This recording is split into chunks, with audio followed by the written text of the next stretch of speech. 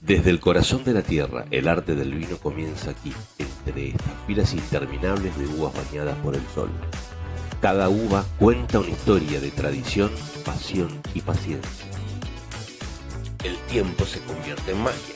En las barricas el vino espera su momento perfecto. Cada copa una invitación a descubrir sabores, compartir momentos y celebrar la vida. Porque el vino no es solo una bebida, es una experiencia, un legado.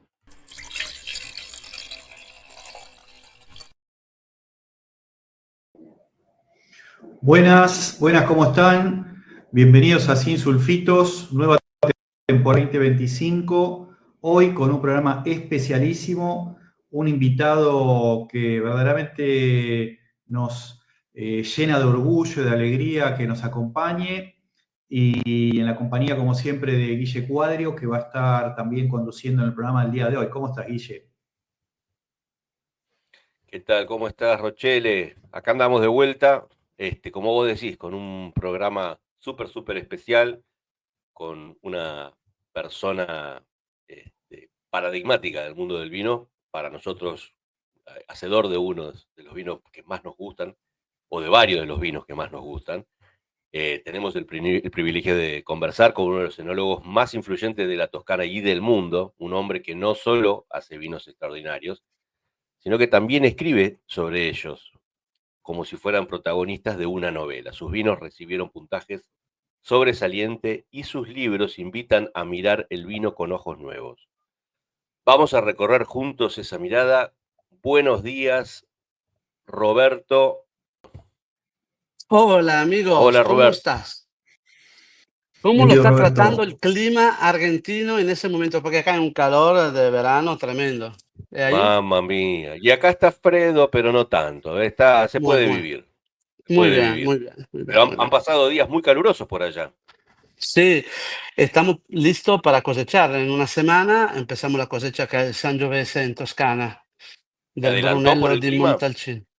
Sí, está muy bien. Tiene una primavera bien húmeda. Después se secó bastante el clima, ha habido un momento también de choque de sequía importante, pero hay siempre ese milagro maravilloso que cuando estamos al momento del embaro, cuando la uva cambia color, si en ese momento entra una lluvia fina, está casi garantizado el gran año, ¿eh? Ah, qué Porque el suerte. momento en el cual la planta, es curioso eso, porque la planta se olvida. Es como, ¿viste la película de Nemo, Dory, el pescado que no se acuerda, no tiene memoria, ¿no? La planta todos los años, cuando la hoja cambia, la uva cambia color, no El reconoce emblema. más la uva. Un día antes la hoja, perdón, el racimo, la uva participaba en la fotosíntesis porque era verde, ¿no? Entonces alimentaba como una hoja todo el proceso de guarda de sostanza energética de la planta, pero cuando al momento l'uva En cambia enero. color, è come se la planta, como Dory, se despierta y dice, ¿qué pasa? ¿Qué está pasando? Pues se da cuenta que, entre comillas, se da cuenta que la misión propia no è tanto vegetar y guardar la reserva, sino llevar la semilla a ser fértil. En ese momento es muy interesante porque la planta cambia completamente su metabolismo, su aptitud. En ese momento, en un momento de enorme estrés, si entra una buena lluvia fresca, cambia un poco la temperatura y se ablanda un poco el suelo, que está seco y duro. Bueno, la planta avanza muy bien y garantiza que todo el elemento contenido en la uva puede llegar en equilibrio al fondo. Cuando al contrario hay mucho estrés, mucho calor, la planta, para garantizar que la semilla vaya ser madura, fértil, ¿qué hace? Absorbe muchos potasio, sodio, en el caso de Argentina también, que es un elemento alcalino que cambia completamente el pH del líquido contenido nel grano, y eso pero para los winemaker es un gran problema porque el pH alto, hay riesgo Claro. que haya bacteriosis importante, la levadura cambia su aptitud, hay que observar mucho esa cosa. Pero si hay un equilibrio, si no hay mucho potasio, mucho sodio, el proceso fermentativo es un proceso mucho más regular, mucho más armónico y puntual. Y eso está pasando en ese año. Primavera húmeda, un verano caluroso, pero al final, con casi el cierre del embaro, cuando l'uva casi completamente está llegando a su madurez, llega un milagro que es una linda lluvia. Qué Que, lindo. Estamos teniendo una sí. masterclass acá con Roberto, impresionante lo que acabo de... Mirá que escucho de vinos hace muchos años, pero este detalle que vos acabas de nombrar, para mí, por lo menos como No, enófilo, qué lindo. es Bueno, gracias por interesante. compartir. Y Mira, bueno, hay que es la tener, para naturaleza, en hacerlo, definitiva. Guille, para hacer un grande vino hay que tener un puntito de autismo. Uno tiene que tener un poco sí, que para conectarse un poco con la planta. Es curioso eso, pero la palabra que se dice, se repite siempre, ¿no? Que el grande vino viene de un grande viñedo, es una verdad, pero un tema es llegar alla despalleggiadora un'uva sana y madura. Un cuento es que el Claro, uva sea cerca a tu objetivo enológico de manera que la enología sea un paso bastante, digamos, simple natural. y sin muchos aportes, sin mucha tecnología, ¿no? Y esto sirve Exacto. mucho, dialogar con la planta e entender lo que la planta necesita. Es muy curioso. Yo piensa, he conocido un personaje, un genio, que tenía una escuela mínima, se llamaba Giorgio. Yo he hecho un vino, he hecho un vino. La historia es muy curiosa porque yo asesoraba a un productor de vino con lo cual he hecho vino estupendo, que me dijo, Roberto, tenemos que agrandar un poco nuestra propiedad porque tenemos un gasto fijo demasiado alto respecto a nuestra producción, ¿no? Entonces voy averiguando a los vecinos cuál era disponible a vender su tierra. Y conozco un señor que me cuenta muchas cosas, me deja probar un vino en un vaso sucio, hecho vino pisado con los pies, ¿viste? Una cosa muy campesina. Y lo escucho, una persona muy simple, y aparte que me dio inmediatamente un sentido de emoción, porque cuando llego ahí, yo tenía 30 años, se saca el sombrero, le pone ¿viste? Persona humilde, pero muy sabia.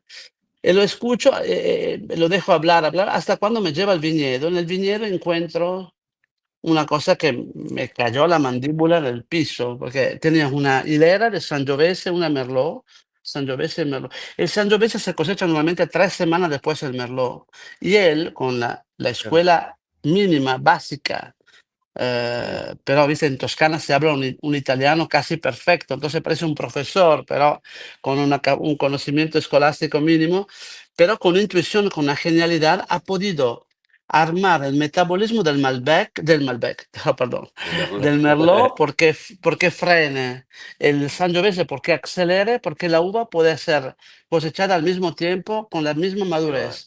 Y qué eso, va. para volver al tema de antes, es como uno que sabe mucho, que tiene una buena química con la planta, puede encontrar la manera de frenar o acelerar el proceso en función de cuál es el objetivo. Él, por ejemplo, trabajaba el Sangiovese en cordón pitoneado, que entonces acelera. El Merlot estaba manejado con Guyot, que frena un poco. Uno tenía despampanado, el otro tenía con el racimo arriba avoltolado en el último cable. Uno lo tenía deshojaba al oeste, el otro lo deshojaba al oeste. Uno tenía el piso con yerba, el otro tenía trabajado.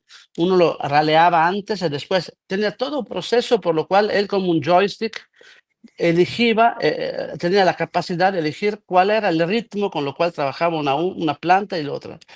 Y eso es Increíble. el grande secreto del grande vino, encontrar la manera de dialogar con la planta, entender de algunos señales que son imperceptibles en algunos casos, cuál es la condiciones ideal que la planta necesita. Es como un atleta que necesita una dieta, una comida especial para ser más prestante, ¿no?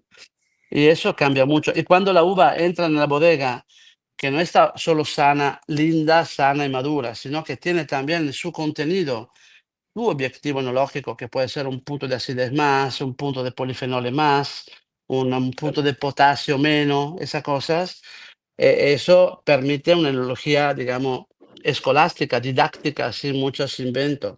Y te digo más, Guille, digamos, yo me dedico al vino desde son casi 40 años. He podido hacer vino en toda la región italiana, en diferentes partes del mundo. e non so quando termina mi momento de fiesta, mi pasión, cuando empieza mi trabajo, porque es lo mismo. Y la cosa, digamos, el ámbito, el aspecto que más funcionó en mi negocio es cuando un dueño, un propietario, me lleva en un campo y me dice, ¿qué hacemos acá? Cuando es todo desde cero, que hay que claro, entender cuál es el actor ideal por esa escena, que eso es un punto clave. Porque hay lugar que te dice, observando y teniendo bien un buen conocimiento, es que puede, te dice en función de la vegetación espontánea, de dónde aterriza el sol, de cuál es si hay un microclima, si hay un lago, un bosque cerca, te da la calidad del suelo, por supuesto, y algún otros elementos importantes como la geología o el clima, etcétera, pero te da ya una indicación, digamos, de lo que no hay que hacer, que es ya mucho, ¿eh? Al contrario, la cultura, digamos, tradicional, nosotros seguimos a veces repitiendo errores porque no somos capaces hoy de hacer un reset de nuestra historia y claro. avanzar con lo que de verdad ese teatro necesita, ¿no? Por ejemplo, hay una cosa interesante, yo a veces lo repito eso cuando tengo clases a la universidad, al nuevo enólogo, digo, la palabra tradición y traición, tienen la misma raíz latina que es tradere. Porque nosotros somos acostumbrados, nosotros, el ser humano, pero todo el mundo vivente, que sea vegetal, animal, siempre mejora su estatus y da en herencia a la próxima generación, le da en herencia una situación mejor. Vamos evolucionando, creciendo y mejorando. Nosotros estamos mejor de nuestro padre y nuestros hijos vivirán mejor que nosotros, porque es un avance natural, espontáneo. Pero Ujú. cuando vamos respetando la tradición, frenamos este proceso. Entonces, para exaltar lo que una botella de vino puede evocar, que es qué sé yo, una memoria, un recuerdo de mi bisabuelo o de un momento histórico diferente, en verdad sí, no nos emocionamos, pero no avanzamos. Y a veces en la historia tenemos muchos errores de nuestro bisabuelo y seguimos dándole a nuestro hijo los errores que es nuestra herencia. Y eso Claro. es dramático, yo estoy diabólico, dejar a la próxima generación algo equivocado para, digamos, dándole aplaudiendo a lo que evoca, es de verdad terrible para mí. No, no, Roberto, y vos, sí. perdona, cuando estabas haciendo este relato comentabas que hace 40 años haces vinos, eso quiere decir que vos empezaste muy jovencito, a los 20. ¿Cómo fue ese A los 20, comienzo? a los 23, te cuento, yo cuando tenía 20 años tenía una enorme pasión que no tenía nada que ver con el vino. Pues yo soy nacido en un pueblo maravilloso, por supuesto, que se encuentra al norte de Venecia, que se llama Bassano del Grappa, que está a los pies de la Dolomitis de la montaña. Y mi grande pasión era escalar, esquiar. Yo esperaba 20, 15 kilos menos y sobre todo 40 años menos. Entonces, ¿no? Yo esperaba de poder vivir de eso y yo he tenido después estudiando agraria, he tenido la posibilidad de hacer un máster a Trento, conocer algunos productores de Toscano que vivieron que vivían de Milán, que vivían en Toscana. Empecé esa nueva aventura porque he perdido un amigo con lo cual estaba siempre atado de montaña y me enojé un poco con la montaña, por eso aproveché de esa oportunidad para quedarme unos 3 meses. La idea era en Toscana viviendo una experiencia y al final no, no terminé nunca. Todavía sigo acá trabajando en Montalcino, alrededor del mundo y haciendo un trabajo fantástico. Me enamoré de otros temas. Abandoné la montaña y me dedico desde 40 años al vino y a la viticultura. Mi formación es una formación más de campo, más vitícola, más de relación con la planta. El aspecto enológico fue un segundo paso, pero el primer paso, lo más importante, fue el campo, la uva y las plantas. He hecho un máster en enología y he empezado a viajando y conociendo, Ah, haciendo mucha experiencia. Fue una, aquí sí, casi el título de enólogo en el campo más que a la universidad. Y ahora soy un profesor, hago clase a la universidad en el campo de enología, en el sentido que se ha cambiado un poco digamos, también mi formación. Termina la universidad como aportando cosas enológicas, también mi formación en principio es una formación más agronómica. Roberto, voy a compartir ahora por acá una fotografía, bueno, Eh, bastante precaria, porque yo no soy fotógrafo ni tampoco tengo grandes medios para Epa. a ver si se está. No, bueno, empezamos con la storia italiana, che è la quadratura del cerchio, che è un po' un vino icono mio, que tiene que ver con una visión de vanguardia, de futurística, muy, muy creativa y viva. Yo hago ese vino que se llama La Cuadratura del Círculo, lo hago desde el año 1995. È ¿cómo posso dire? È un fusion, è un concepto de fusión entre diferentes conceptos. Las dos cosas que me ha completamente seducido en el mundo del vino son el aspecto, digamos, del terroir, donde la uva coincide, produce un vino que coincide con un paisaje, un lugar que da una geografía, y esto se encuentra en Borgoña, en Toscana, en el viejo mundo sobre todo, pero últimamente se está viendo muchas cosas interesantes en el nuevo mundo, como lo que ha empezado en Chaval Ferrer en principio, en Matervini hoy, etcétera, etcétera, donde hay una uva coincide con su paisaje de alguna manera.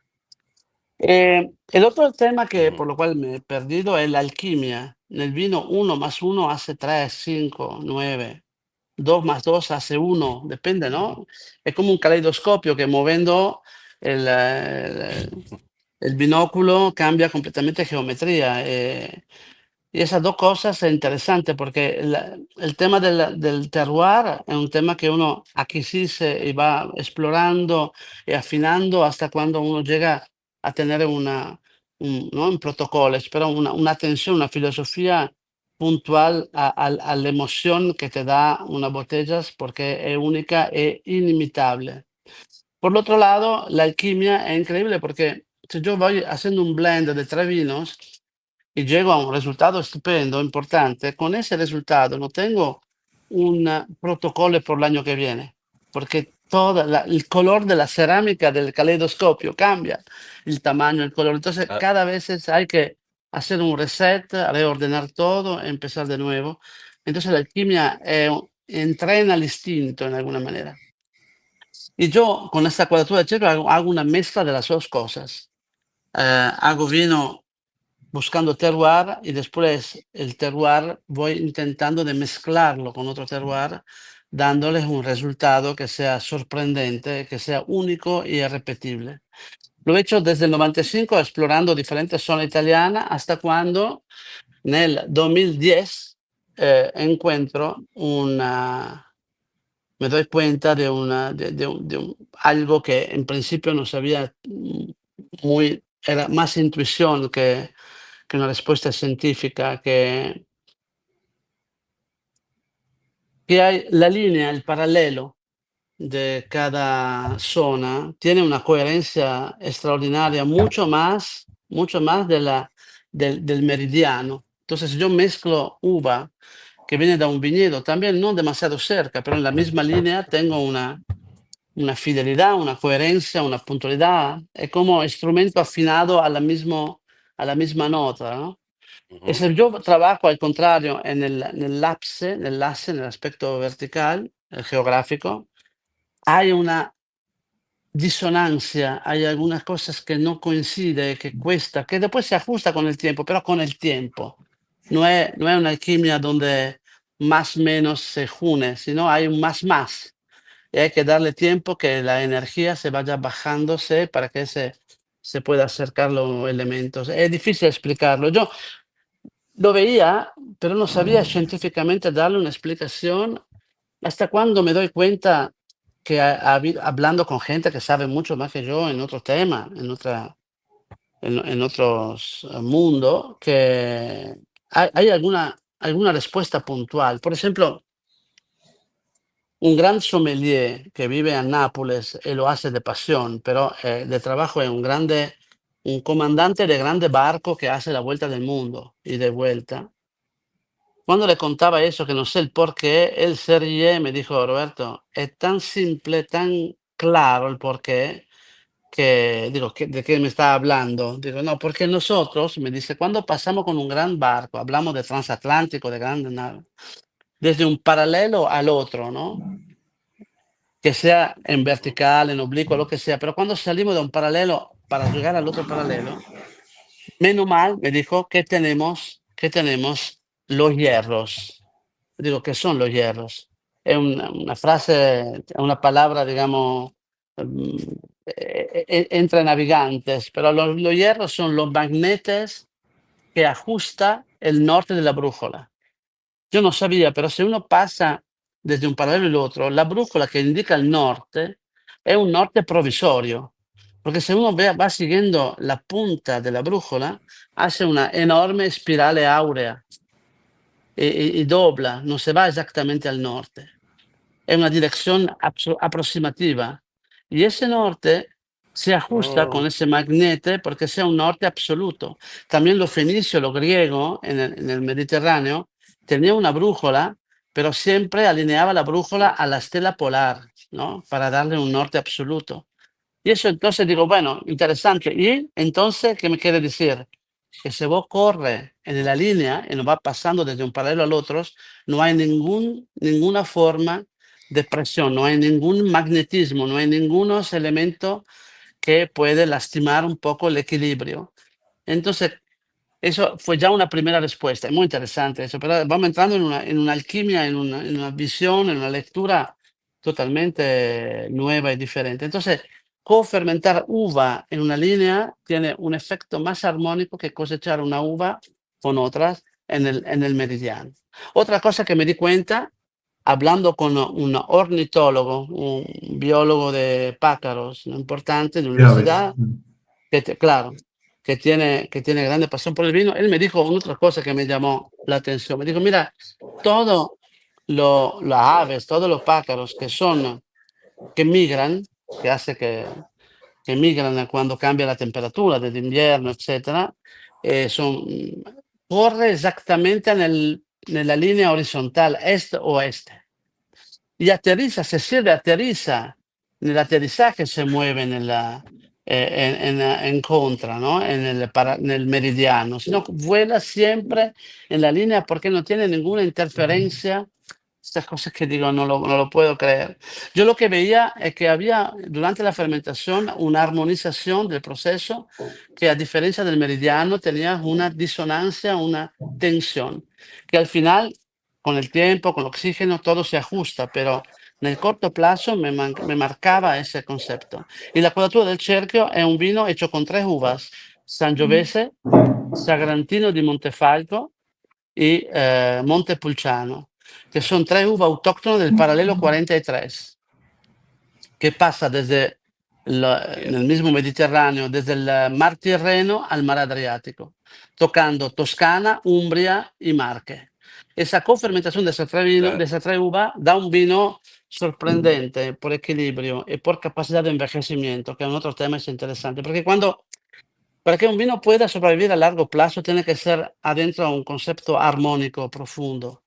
Y la armonización viene cuando la planta está muy bien en su lugar y cuando, en el caso del blend, no haya ningún choque entre uva y otra, ¿no?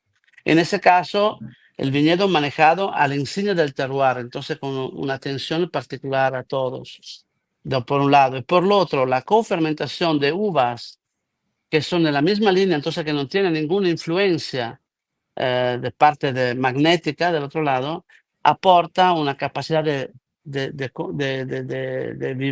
vivencia de largo, largo, largo plazo. Interesante. Es un tema cuadratura, que no tiene nada que ver con el Brunello, con el Rosso di Montalcino. È un vino de avant-garde, è un vino de visión, è un vino es un vino donde uno se siente libre, anárquico, casi te diría, ¿no? Sin respetar ni regla y tampoco tradición. Los otros dos vinos son una historia argentina de dos latitudes, hablando de paralelos diferentes. Hablamos del paralelo 32, 33, que coincide con Mendoza. El paralelo, no me acuerdo si era 27, me parece que es el paralelo de Cafayate, de Salta. Eh, lo más, digamos, sólido de los dos en tema de historia es Matervini, que es hijo de un proyecto que empezó con la Chaval Ferrer, donde hemos tenido un enorme éxito porque buscamos con ese proyecto el terroir argentino, no tanto la estética, el color, la estructura, el balsámico, el tamaño, sino identidad, explorando Altamira en la consulta o explorando Mirador en Medrano o Bellavista en Pedriel. Hemos tenido con el mismo proceso en planta vieja, hemos tenido, digamos, tres diferentes caracteres de tres zonas, macro zonas diferentes de la cordillera. Y eso nos abrió la puerta a un negocio que funcionó muy bien. Naciendo Matervini, porque después vendimos a Chaval Ferrer y yo y Santiago seguimos con un proyecto nuevo que se llama Matervini. En ese Matervini, lo único cambio de filosofía es que, es difícil explicarlo, pero yo soy un fanático del, como se dice en Francia, del viejo viña, del viñedo viejo. Viñedo viejo tiene seguramente razón, complejidad diferente. Pero un terroir extremo, respecto a un viñedo viejo, prefiero el terroir extremo de una planta joven, porque la transmisión es más rápida y porque la vibración es mucho más Ajá. importante. Y en ese caso, lo único elemento débil, entre comillas, del parco de divertido que hay en Mendoza, que son clima, luz, montaña, pie franco, plantas antiguas, un desierto al lado, un agua fantástica. L'unico elemento débil que de la historia de Achapal Ferrer, que nos dimos cuenta en Achapal Ferrer, es que toda la cordillera, toda la tierra de lo que se llama primera zona, que se llama Pedriel, Agrelo, Maipú, Lucan, todo lo que es la zona, digamos, histórica, de verdad, son viñedos antiguos que los italianos que llegaron 150 años atrás en Argentina eligieron porque era más cerca al río, a la calle, a la ruta 40, a la ciudad. Pero una tierra muy blanda porque es una tierra morénica con una ceniza y tiza donde se ha podido plantar sin mucho cansancio, muchas plantas sin miedo. Pero la historia geológica de esa tierra es una historia bastante reciente, que cuenta 30 millones de años, que son muchos porque tiene que ver con le Dolomiti italiane, 30 millones, pero 30 millones de años è una tierra mesclada, perché è una tierra morenica, definirse 3, 4, 5 macro zonas importantes, pero no definirse como en Borgoña el detalles entre un clima y un otro, entre un cru e un otro. Porque todo lo que es Altamira es Altamira, todo lo que es Pedriel es Ujú. Pedriel, todo lo que, qué sé yo, Vistalba es Vistalba, ¿no? Però hemos descubierto con Matervini que hay una montaña al lado de la cordillera que parece insignificante se lo veo al lado de la Concagua, que son 7.000 metros de montaña, porque son solo altas, son 2.000 metros más o menos, que pero tiene el secreto de una historia geológica, pero de la más antigua del mundo. Tiene que ver con 450 millones de años, cuando se reenfrió el planeta, antes de los dinosaurios, una tierra madre, esa es la vera Pachamama, una tierra madre. Y esa línea, ese cordón menor de precordillera, empieza desde Mendoza y sube tocando San Juan, La Rioja, Catamarca, llegando hasta Salta. Y es una línea paralela a la grande montaña, pero es una línea que tiene la roja, la piedra madre. Y ahí todo el proyecto Matervini, todo el proyecto nuevo, tiene que ver con una geología maravillosa porque tiene que ver con una historia geológica de 450 millones de años. Entonces, una relación entre planta y tierra mucho más interesante. Te explico por qué. Si nosotros hacemos un análisis del suelo, cualquier sea, y vemos muchos elementos, ¿no? En la respuesta del laboratorio, no.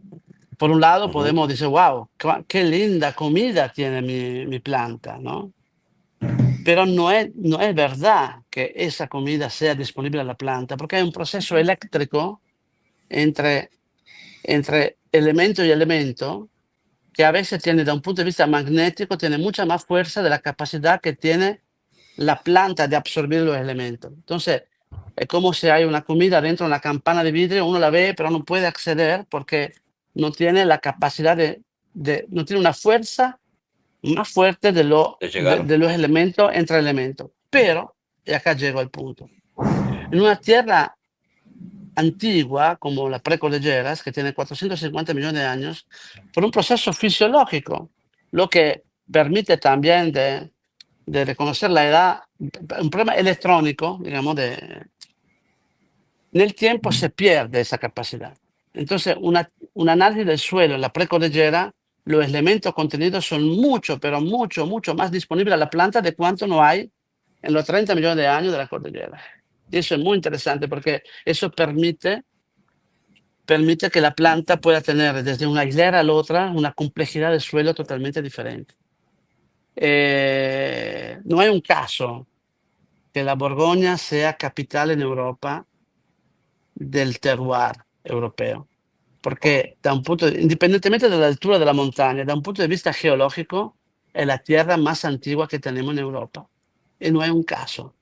Tiene que todo el elemento está destruido, eléctricamente débil, y la planta con su capacidad de absorber eléctrica puede acceder a un menú mucho más amplio. Entonces la complejidad en la uva, la complejidad del vino después es mucho, pero mucho más interesante. Eso tiene que ver con el proyecto Mater Vini. El proyecto Mater Vini empezó con el enamoramiento, de verdad, de lo que vi en el año 2002 en Cafayate, cuando estuve la primera vez. Y me di cuenta de algunas cosas que me llamó mucho la atención. Estamos en la precordillera, ¿eh? Es por eso. Correcto. Me di cuenta que, mira, te hago un ejemplo. Yo soy un fan de Michel Rolland, es un enólogo que merece un enorme, digamos, un premio nacional, ¿no? Eh, Michel tiene un estilo de trabajo bastante reconocible, que sea un vino de Monteviejo, que sea un vino. Tiene y si no es Una hecho por él, identidad exacto, si no es hecho por él, hecho por su gente o por otro, o por su donde pasó equipo. que es como asesor, ¿no? Pero ha tenido el estilo Roland, que es una nota balsámica, fresca, viva. Ujú. Entonces se nota la mano de Michel. Se nota, Pero, sí. pero, atento, Guille, en Jaco Chuya eso no pasa.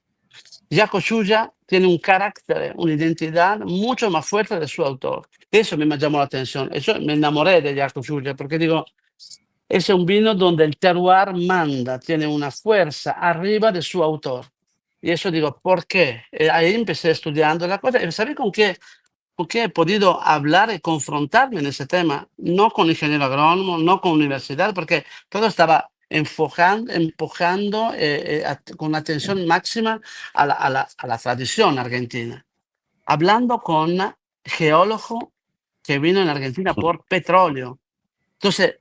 súper laico, frío, que conocía la materia y que me hablaba de la edad histórica, de la profundidad, y hablando con ellos fríamente, ¿no? Como hablar de matemática, evidentemente, he podido encontrar alguna respuesta que l'INTA, qué sé yo, la universidad, etcétera, no me ha podido dar porque nadie se vio en la precordillera algo interesante. ¿Por qué? Porque la tierra es dura, porque no hay tradiciones, porque los italianos eligieron la Ruta 40, el río Tunuyán, el río Mendoza para plantar viñedo, la tierra blanda. Bueno, era otra época, Roberto. No le Era caigas a otra los época. viejitos, a nuestros abuelos No, no, que no, por hicieron supuesto grande la digo, pero provincia de Mendoza. pero con la Argentina que no tiene tanta historia. No tiene 2000 años de historia que No, tenemos es en el verdad. Mediterráneo, no tiene tanto conflicto, región, el Papa y tantas cosas que tenemos en Italia que no nos permite gran movimiento. La Argentina, que tiene un Malbec, es una zona que todavía explorando, etcétera, etcétera, tenía que tener, necesita un coraje de cambio, necesita que ajustar, ¿por qué no? Porque en Argentina lo que me llamó muchísimo la atención en Argentina es que cualquier cosa que he hecho, lo he hecho como pionero, ¿entendés? Sí, E señor. se lo hago in Italia, son un loco, que tracciona la historia. En Argentina no, en Estados Unidos no, en el Nuevo Mundo hay que Claro. pensar lo que no podemos hacer en Europa y que somos libres de hacer en el Nuevo Mundo. Y eso es interesante. Esa Entonces, libertad es lo se que permite tanta creatividad, ¿no? exactamente, es libertad, libertad de movimiento, sin apelación de origen, sin cosas. Claro, hay que tener una honestidad de fondo, pero es muy importante. Claro. Entonces, la tercera botella, que es el Pachamama, es un vino que hago con Rafa Domingo, de Domingo Molinas, donde he aportado, que está, hay un río que divide Yacochulla entre lo de Marco Echarta, del Yaco, y lo de Domingo Molinas del otro lado. Hay un río en el medio. Hay un pueblo en Ujú, común. Yacochulla es el nombre del pueblo y se lo guardó bien la familia Echarta. Del otro lado hemos podido encontrar una marca maravillosa que es Pachamama, que coincide con Salta, Cafayate y la cultura indio remota. Entonces, claro. el Pachamama y el Yacochulla, digamos, son, entre comillas, porque no hay ninguna competición, al contrario, pero son los dos vinos que se miran de la mismo terroir, que se miran, se observan, se mejora todos los años aportando algo nuevo. Y con el Rafa me encuentro muy bien porque es un gran tipo, è muy inteligente perché ha cambiato idea in algunas cosas que era una herencia del palo Domingo y ha podido aportar algunas novedades. Ujú. Y no es fácil encontrar gente que cambia idea en el mundo del vino, no es fácil. Sí, no, más Pero más en zonas tan tradicionales como esa, ¿no? En claro, Salta, que eh, vienen también. esatto, e il Pachamama però fue un grande premio perché è un vino estupendo, un vino muy bueno. Es un vino maravilloso, soy, digamos, fanático de los vinos del NOA y el Pachamama para Ah, mí está, bueno, un escalón arriba, pero bueno, obviamente todo el gusto siempre es personal y entonces cómo es lo no, que yo puedo decir. A otros les gustará el Chaco u otras cosas muy bonitas que hay cómo no. ahí. Este, quería rescatar, si me permitís un segundo, Sì. tu faceta de escritor, si es que te interesa Ah, sì. que exploremos un poquito de eso, porque tuve la oportunidad de leer algunas cositas tuyas y más que todo como disparador, como jugamos recién con las botellas. Hay un libro en uno de los pasajes contás que un vino te hizo llorar de emoción, ¿sí? Y capaz de entender qué fue lo que te pasó en ese momento y qué aprendiste vos de esa experiencia, Un libro si che lo tenés scrivì nel presente, 2000, perdón. sì, sì, un libro che scrivì nel 2006, se tenía un prólogo donde sin ninguna vergüenza cuento que probando un vino me emocioné tanto y lloré sonriendo, ¿no? Feliz. Estaba en París, no, con gente interesante y llegó un doble, no, un Matusalem, un 5 litros de un vino importante. Lo Ujú. abrieron, me tocó, lo pasaron un decanter enorme y me tocó probarlo. Y me emocioné tanto porque ese vino era un vino vivo, pulsante, tenía menta, tenía trufa y después menta fresco. Digo, ¿cómo puede ser que sea tan vivo? Era un vino del 1900, un Bordeaux, un Leoville Poiferret del 1900. Era un vino vivo todavía que tenía notas pulsantes. Y la cosa que me llamó mucho la atención es que este vino sobrevivió a todo su testigo. No existía el viñedo, no existía ni, ni los nietos de lo que plantaron el viñedo que han hecho ese vino. Han pasado dos guerras mundiales, ha habido... probando el vino y pensando ese tiempo, estos 100 años atrás, pensaba esa mujer con con el parasol, ¿viste? Con los chicos que jugaban con el círculo en la bicicleta, cioè cosa rara, un caballo nella hilera, è digamos, imagen de un otro siglo, ¿no? De un qué otro locura. momento. Y eso era el vino, era el único vivo y pulsaba, porque cualquier pedazo de época, de historia, cualquier escultura, è una scultura che puede emocionar si uno conoce la storia del suo autor, pero è algo frío, è bidimensional, no es una cosa que pulsa, que mueve, ¿no? Ese vino no, ese vino vivía, era el único solo dramáticamente sobrevivido a su historia. Y después en un siglo hablaba ese vino. Me emocioné tanto porque yo que no creo, que soy, insomma, no tengo ninguna tensión religiosa, he pensado que yo intento de hacer vino que es capaz de sobrevivirme, entonces esta suma de emoción, de cosas, digo, entonces es posible que, que un vino pueda hablar de ti después, la memoria de tu bisnieto, ¿sí? Puede ser. Entonces, Qué puede maravilla. contar tu elección, que no es la pintura, un colore, un disegno, un quadro o una escultura, è algo che sigue viviendo, tu sangre como sigue viviendo e sigue dando, digamos, una parte de una historia con algo que tiene un micrófono que te está contando quién era el autor de ese vino. Eso me emocioné mucho y por eso digo, bueno, tengo que escribir un día algo, Qué porque de bueno. eso después todo el libro tiene la historia de tanto viaje, tanta experiencia, tanta persona interesante conocida. Después ese libro he escrito un segundo Y libro sí, que se llama Vinosofía, que era un vino que cada vino puede marearse no solo con comida, sino con momento emocional. Hay vino por la música, por el arte, por el amor, por la muerte, por la rabia, por el viaje, qué sé yo, por la poesía. Hay vino por cada cosa. Intento de explicar el porqué. Y después he escrito un tercer libro, es un libro pero muy divertido porque habla de un periodista improbable que vive 2000 años y que entrevista da Julio César a Marilyn Monroe para contarle cuál es el secreto del vino y para entrar en mérito a cuáles son los elementos alrededor del vino que amplifica el sentido del vino. Y después el último libro, se llama Romance Secreto, está dividido en tres grandes capítulos. La primera parte que son el mito y la leyenda, la historia remota desde Ararat.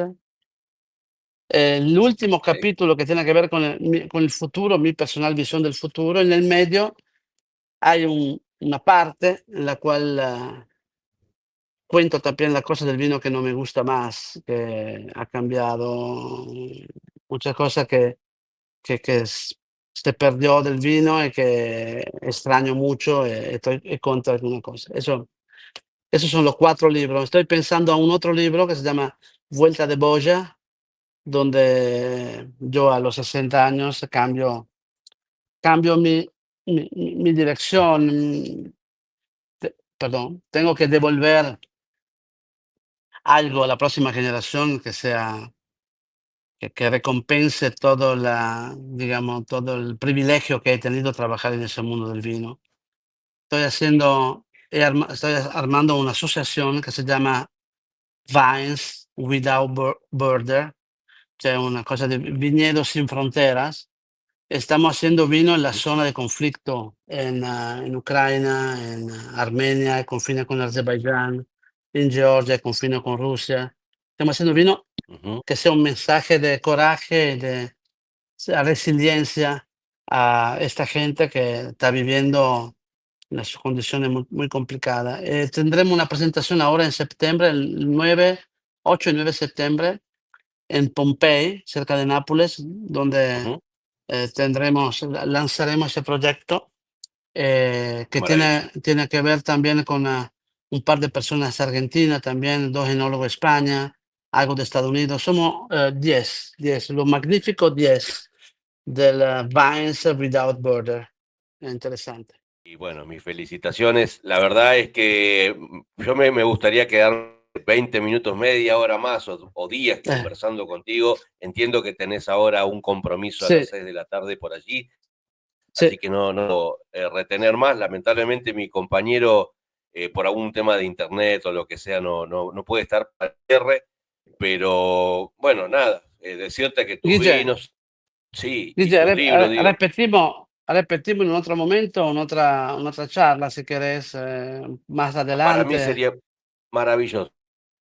Promiso que lo Oportunidad, hacemos.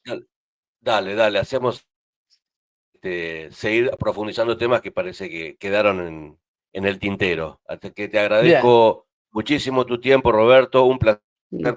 conocerte, y bueno, y salud, ¿eh? Ahí está Dale, entrando seguimos en contacto, Rochelle, Guille. Un cómo, fuerte cómo abrazo. no. Acá estoy, perdón. Tarde, acá está, bueno, Bueno, para el saludo, justo en tiempo para el abrazo. Ok, Justito. Qué gran listo. alegría, ¿eh? gracias. Dale. Bueno, En salud y contacto, nos ¿eh? estamos viendo nuevamente. Dale, D'accordo, gracias, listo. Ciao, ciao, ciao, ciao. Chao. Roberto. Chau, chau. Bueno, acá, Guille, bueno, lamentablemente en los últimos minutos no pude estar, estuvo contando un poquito de Sí, sus libros y demás, pero lo que hablábamos es que esto estaba para seguir y él tiene ganas de seguir contando, ¿no? Y bueno, para nosotros va a ser un placer tener una segunda oportunidad, así que buscaremos más adelante y haremos la segunda edición con don Roberto Chipreso, ¿te parece? qué privilegio haberlo escuchado hoy a Roberto, con toda la tradición, la sabiduría, la experiencia que tiene, un nombre importantísimo en la industria del vino en Argentina, que ha marcado un antes y un después. Eh, el vino en Argentina ha mejorado, ha subido su calidad, se ha visibilizado en el mundo gracias a su trabajo y bueno, es un privilegio para Argentina tener a un personaje de su talla haciendo los vinos que hace y representándonos tan bien. Así que yo muy agradecido, muy orgulloso de que nos haya regalado estos momentos en Sin Sulfitos. Sin duda, Guille. Bueno, pero habrá más, por suerte, habrá más con Roberto y habrá Ojalá. más de otras.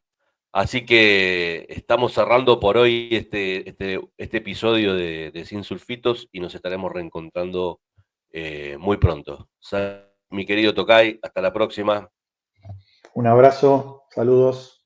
Cada copa una historia, cada vino un viaje. Gracias por acompañarnos en este recorrido por los sabores, los aromas y la pasión del mundo del vino. Compartimos brindis, descubrimos secretos y celebramos la tradición. Hasta el próximo encuentro y que cada sorbo sea un momento para recordar.